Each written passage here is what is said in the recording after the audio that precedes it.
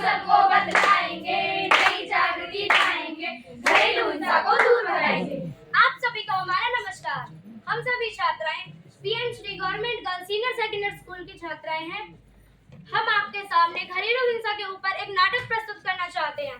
हम आपसे आशा करते हैं कि आप हमारा उत्साहवर्धन करेंगे। धन्यवाद। बहू, ओ बहू, चाय लिया, समय हो रहा है चाय का। जी माँ जी, अभी आई। लीजिए चाय, लीजिए माँ जी। अरे करमजली, इतनी गरम चाय पिलाकर तू मुझे जलाकर मारना चाहती है? मेरे घर पे राज करना चाहती है तू? नहीं नहीं माँ जी, मेरे से कोई इरादा नहीं है। रुक, तुझे तो मैं बताती हूँ। माँ जी, ले, तू पी चाय को। मेरा मुंह जल रहा है। मेरा मुंह जल रहा है। मेरा मुंह जल रहा है। माँ, पानी पीजिए। कुछ देर बाद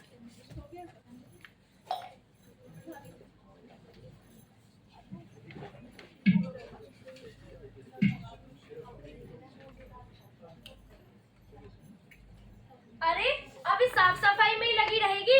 इतने सारे कपड़े पड़े धोने को, जाके वो धो ले। जी माँ जी। अरे बहू, मैं नहाने जा रही हूँ, मेरे कपड़े पहुंचा देना। जी माँ जी।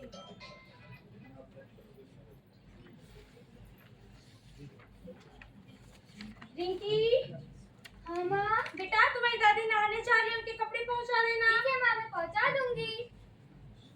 कुछ देर बाद आवाज आती है।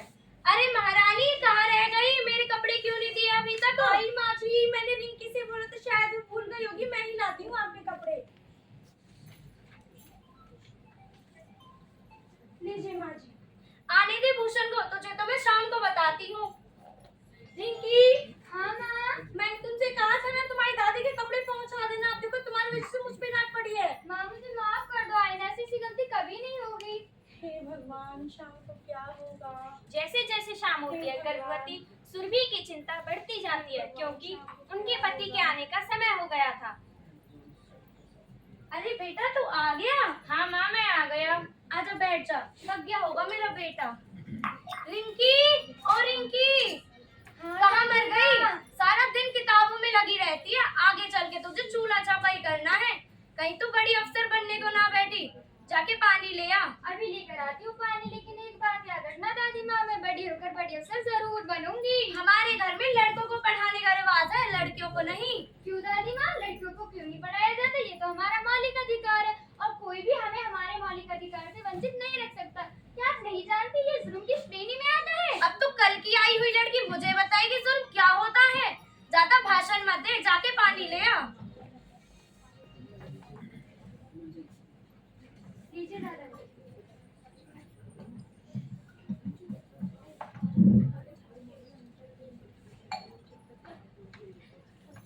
और सुना, मैं ठीक है? क्या बताऊं बेटा, आज तो सुरभि ने हद ही कर दी। क्या हुआ मैं बताया तो सही। आज उसने मुझको इतनी गर्म चाय दी कि मेरा गला ही जल गया। उसके बाद मेरी कपड़ों की भी अनसुनी कर दी। ना माँ सुनती है ना बेटी सुनती है। हमारी तो कोई इज्जत ही नहीं है इस घर में। अब खड़ी खड़ी हमारी बातें क्या सुन रही है? जाके खाना लगा दे। जी माँ जी। रिंकी, हाँ माँ। बेटा जरा खाना लगवाने में मेरी मदद करना। अभी आई माँ।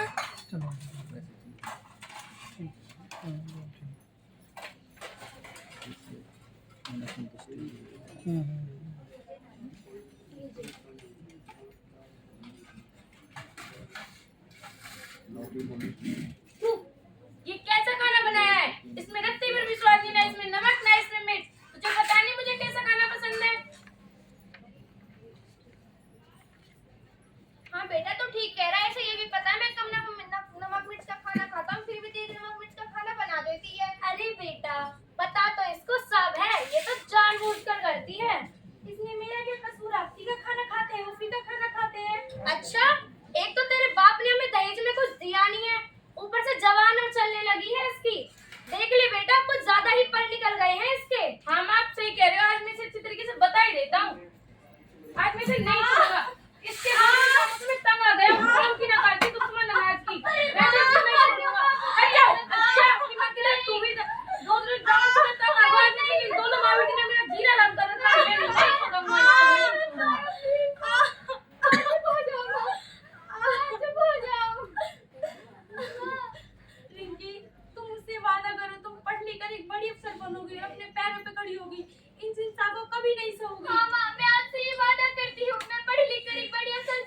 शाबाश शाबाश, तालियां मेरी, बहुत बढ़िया। माँ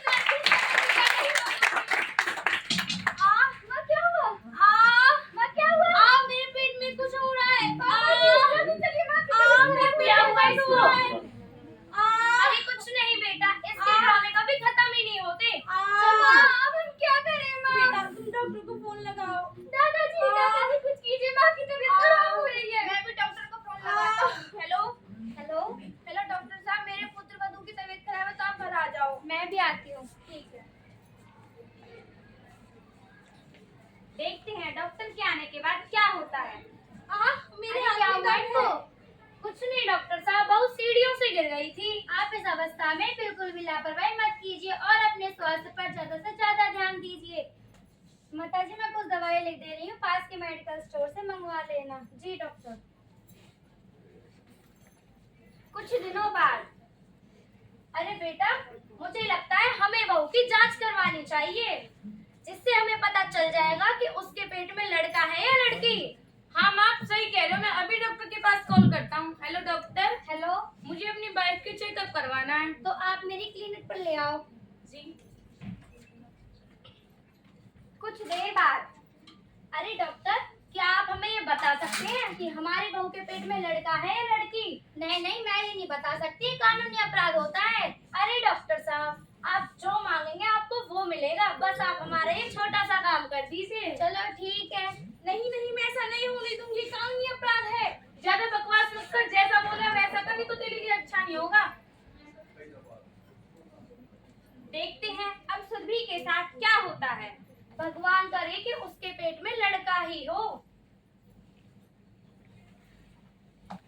अरे, इनके पेट में तो लड़की है। क्या? नहीं नहीं डॉक्टर साहब, हमें अब लड़की नहीं चाहिए। तो ये आपका फैमिली मैटर है, मैं इसमें दखलंदाजी नहीं कर सकती। जी डॉक्टर साहब। बेटा, मुझे लगता है हमें इस बच्चे को गिरा देना चाहिए, क्योंकि मुझे अब बस अपने पोते का मुंह देखना है, मुझे अब पोती नहीं चाहिए। हाँ माँ, आप सही कह रहे हो। एक तो मैं पहले से ही बेरोजगार हूँ, ऊपर से ये लड़की है और मेरे बस की बात नहीं है। माँ, आप क्यों रो रही हो? तो मैं तुम्हें बाद में बताऊंगी, पहले तुम मेरी फ्रेंड नेहा को फोन करो। लीजिए माँ। Hello Neha, hello Surabhi. क्या तुम मेरी मदद कर सकती हो? हाँ बताओ क्या हुआ? वो सब मैं बाद में बताऊंगी, पहले तुम मेरे घर आओ। ठीक है, मैं भी आती हूँ। सुरभि, क्या हुआ? नेहा, इस घर में मुझे मारा जाता है, पीटा जाता है, यहाँ तक की बात अब मेरे घर में पढ़ रहे बच्चे पर है। ये लोग इसे मारना चाहते हैं। क्या? यदि तुम मेरे साथ दोगी तो हम इनको कड़ी से कड़ी सजा दिलवा सकते हैं। हाँ नेहा, तुम ठीक कह रही हो। ठीक है, मैं भी इंस्पेक्टर को कॉल करती हूँ। हेलो।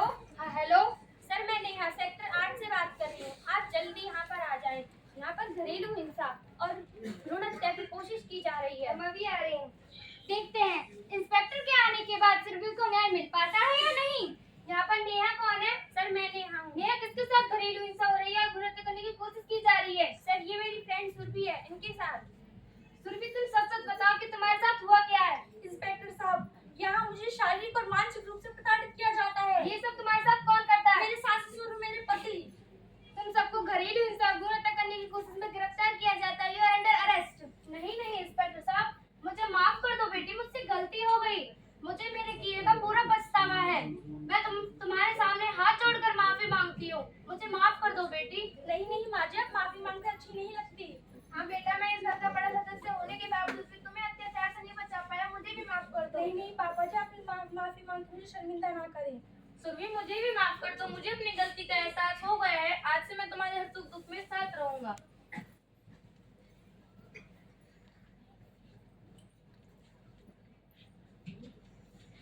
इंस्पेक्टर साहब, मैं अपनी एफआईआर वापस लेती हूँ। मुझे इसमें ही खुशी है कि मेरे परिवार वालों को उनकी गलती का एहसास हो चुका है। चलो तुम कहती हो तो मैं इन्हें छोड़ देता हूँ, नहीं तो मैं इन्हें कड़ी से कड़ी सजा दिलाता।